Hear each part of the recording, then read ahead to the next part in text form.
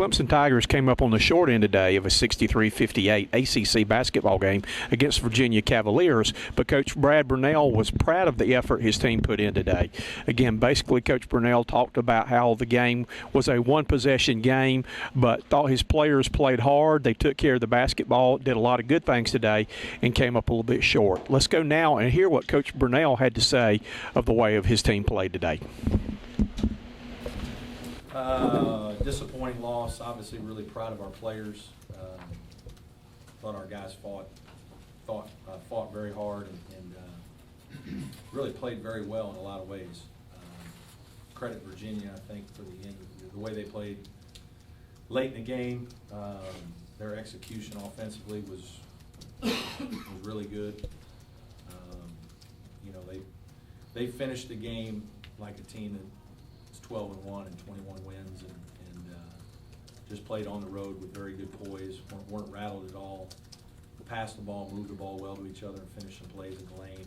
And Brogdon made 6 free throws down the stretch, any one of which a miss or two here would have given us opportunities to tie and really get it going. So we couldn't quite get a couple stops at the end, but again, proud of our players for how hard they fought today and the way they played. I thought we executed very well. Only had 5 turnovers and you know, gave ourselves a chance to win against a good team.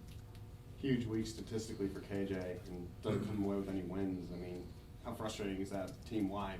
Yeah, it's frustrating for all of us. I mean, you know, we do a lot of things for KJ to get him the ball and put him in positions to be successful. And you know, lucky for us, he usually comes through. And you know, that's what you want for a player. He wants that.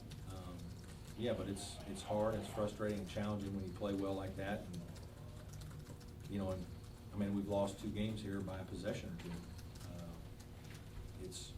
That's how close this is. You know, from being 6-6, 8-4, whatever it is. I mean, it's 1 or 2 plays every game, and especially with our team, with our margin.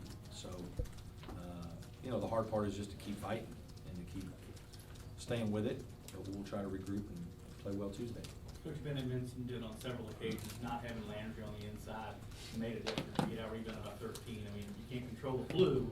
Yeah. He could have made a difference. You know, I'm always, and it's obvious that Landry would have helped us. I mean, his size and length, no question. But you know, I don't like talking about those things too much because I think it takes away from the players on our team that did play. And, you know, those guys fought today. And they did some good things for us, Josh and City, and competed hard. And we were in position to have a chance to win. Without Landry, we just weren't good enough to get it done. Brad, I think they missed 16 in the first, 19 in the second half. Yeah. And you're tied at the end of that slump. Are you thinking at that point that we should be up? You're hoping so, but I mean, you know that Virginia's not going to. They're too good an offensive team with too many good players that they're not going to continue to shoot that bad. I mean, our defense had something to do with it, and then they missed some shots. But at the same time, you know, this is a very talented team we're playing, and you know, I thought we were playing pretty well, and I think some of it speaks to how good Virginia is. You know, I think Virginia's really good. I mean, they've lost 1 game at Duke in the league. They've gone to Pittsburgh and won. You know, they're pretty good, and they're playing very well right now. You're playing a team that plays the game with so much confidence. They can tell they're having a great year, and you know, they didn't once get rattled in the game, and you know, we couldn't get the stops down the stretch that we needed to get the lead or to tie it in the last couple minutes, and that was really the difference. Down 3, 12 seconds to go. Was that the shot you wanted to get? We had 2 options on the first play where we were looking at Roper coming off a couple screens to the corner, and then we had KJ at the top. And you know, I didn't see it enough to know if KJ's open. You know, I mean, you just give the ball to Rod and have a little misdirection and some screening action. And you know, it's hard in those scenarios because now the defense knows you're probably trying to score 3. You don't have to shoot a 3 with 12 seconds left, but you know, we were going to take a 3 if we could get one. If not, you know, drive it to the rim, make a play. and then obviously the ball gets knocked out of bounds.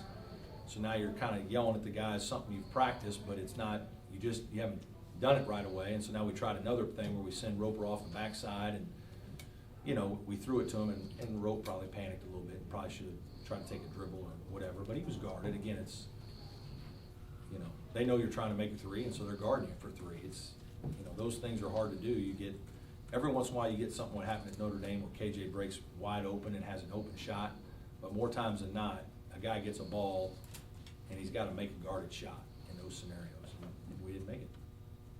Whether it's Rope, DeMarcus, whoever it is, I mean, is there enough time here to develop a second scoring option here behind KJ?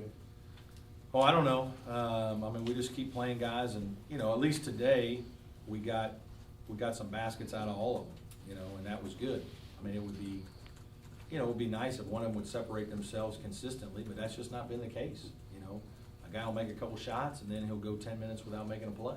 And, you know, that's, you know, I was really proud of Austin. I said on my radio show on Monday that, you know, Austin was really lost early in this season. He just, especially defensively, he just wasn't, the pace was too fast for him. And he'd make a basket or two in practice, but he would struggle defensively tremendously. And his strength was very low. But he's gotten stronger through the course of the season. He's lifted more. The game has slowed down for him a little bit, and he's a confident offensive player. And so I said on Monday, hey, you know, he's about ready because he's starting to play well in practice. For about 2 weeks, he's played well in practice and earned the right to get significant minutes. And so I had a plan that I was going to play him today, and I'm proud of the way he stepped in and, you know, played with great poise and made 2 big shots and gave us a little something, and hopefully we can build on that. And he's another guy that we'll give a shot to. When you look at KJ and the team, especially the team that played today, these guys have shut down some of the best players in the league all year long, and today KJ goes for 24 on them. Can you talk about how he's kind of put himself up there, and do you start talking about pushing him as first team All ACC to make sure? I've been pushing him all year. Every time I talk to people, I say I hope people take notice of the kind of player he is. He's having a fantastic year, and you know, his consistency is what we've all been hoping to see, and I think he's starting to show that. I mean, when you have 24, when you have 30, whatever he had at 20-something at Florida State, I mean, those are huge games. You know, a normal game is 15 or 16. But for him to have huge games where he's getting 24 points, you know, he's playing at a very high level. And I think people are starting to take notice of that, and certainly I've been talking about him all season.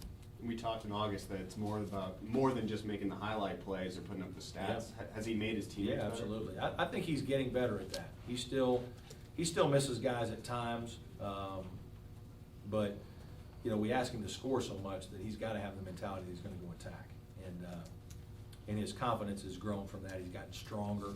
I mean, his strength this year has really helped him, being bigger and stronger to absorb contact and finish plays, to take a hit and get the next step and get closer to the basket to finish a play. And obviously his skill level's improved to where he can do more things. And you know, you're watching a guy who through the course of the season is finding out what he can and can't do and learning how to deal with guys doubling. He really didn't get doubled tonight. They didn't double him much. They had guys in the area and they came and helped a little bit. They were physical with him, but they really didn't go double him like, you know, some teams have done or will do. At what point this week did you guys realize Landry was under the weather? Just yesterday. Just yesterday? Yeah, yesterday. He practiced the first day. I don't think he felt great, but he practiced.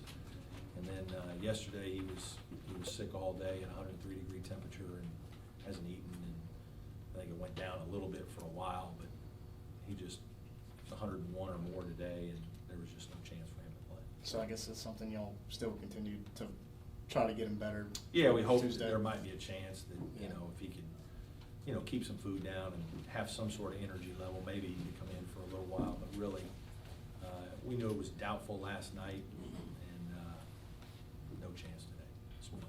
Was Jordan's limited play because of matchups, or was he feeling a little sick too? No, it was more of just other guys. I mean, we have so many of them. It's, you know, he hasn't played so well that he deserves to. You know, Austin made 2 baskets, so he stayed out there, and DeMarcus has played better at times. Thought he played well at Notre Dame. It is a harder game for Jordan size-wise to find some guys because their wings are big and strong. So it's a combination. Thank you, Coach. Okay.